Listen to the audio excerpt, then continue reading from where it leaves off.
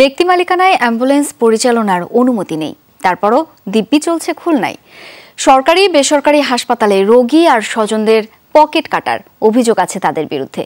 স্বাস্থ্যসেবার হালচাল নিয়ে কনক রহমানের 2 পর্বের প্রথমটি আজ। ছবি তুলেছেন আমির সোহেল। মাইক্রোবাস রূপান্তর হয়েছে অ্যাম্বুলেন্সে, চালকও অপ্রাপ্তবয়স্ক। এই ব্যবসার উৎস আর বৈধতা জানতে গেলে এই তড়িঘড়ি পলায়ন। খুলনা মেডিকেল সহ সব সরকারি বেসরকারি হাসপাতালে জমজমাট মাইক্রোবাস দিয়ে তৈরি অ্যাম্বুলেন্সের ব্যবসা। রোগী জিম্মি করে ইচ্ছেমতো ভাড়া আদায়ের অভিযোগ আছে তাদের বিরুদ্ধে। তখন কি করবেন বলেন, তাছাড়া তো উপায় নেই আমাদের। এখন ড্রাইভার তো সবই এরকম আছে, মানে কয়েকটা, এগুলো চলে, ওদের লাইসেন্স নাই, কিছু নাই। রোগীর শয্যা, অক্সিজেন সিলিন্ডার সহ চিকিৎসা সরঞ্জাম থাকা বাধ্যতামূলক। যদিও এসব মানা হচ্ছে না কথিত অ্যাম্বুলেন্স ব্যবসায়।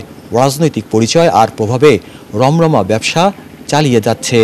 3 লাখ টাকা গাড়ির দাম, আর অরিজিনাল অ্যাম্বুলেন্স কিনতে গেলে আপনার 25 লাখ টাকা লাগে। কাজে আপনার 3 লাখ টাকা দিতে তার অ্যাম্বুলেন্স অক্সিজেন থাকে না। রেজিস্ট্রেশন কি তো আমাদের বিআরটি থেকে অ্যাম্বুলেন্স নাম্বার হিসেবেই দেওয়া। ক্ষমতার ভয় দেখায়, পুলিশদের ভয় দেখায় যে আমাদের নিয়ন্ত্রণ চলতে হবে। বিনা বাধায় হাসপাতাল প্রাঙ্গণে দিনরাত চষে বেড়ায় বিজনেস অ্যাম্বুলেন্স। চিকিৎসকরা তাতে বাধা না দিলেও বলছেন এসব অ্যাম্বুলেন্সে রোগী বহন ঝুঁকিপূর্ণ। এইসব অ্যাম্বুলেন্স তো অবশ্যই ঝুঁকিপূর্ণ কিছুটা, তাতে তো সন্দেহের কোনো কারণ নাই, কারণ যেহেতু ফুল ফ্যাসিলিটিস নাই ভিতরে।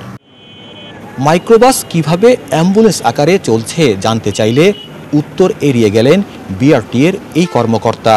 যে গাড়িগুলো অ্যাম্বুলেন্স হিসেবে ইম্পোর্ট হবে বাংলাদেশে, সেই গাড়িগুলোই শুধু অ্যাম্বুলেন্স হিসেবে রেজিস্ট্রেশন পাবে, অ্যাম্বুলেন্স হিসেবে ব্যবহার করতে হবে, কারণ এটা সেন্সিটিভ, একটা রোগী বহন করে।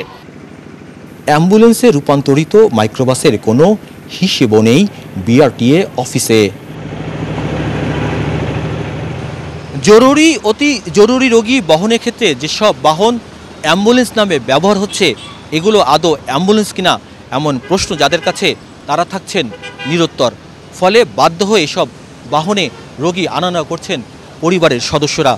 কিন্তু প্রতিমধ্যে এসব বাহনে রোগীর যদি কিছু হয়ে যায়, তার দায়ভার কে বহন করবে, এমন প্রশ্ন থেকেই যায়। কনক রহমান, যমুনা নিউজ, খুলনা।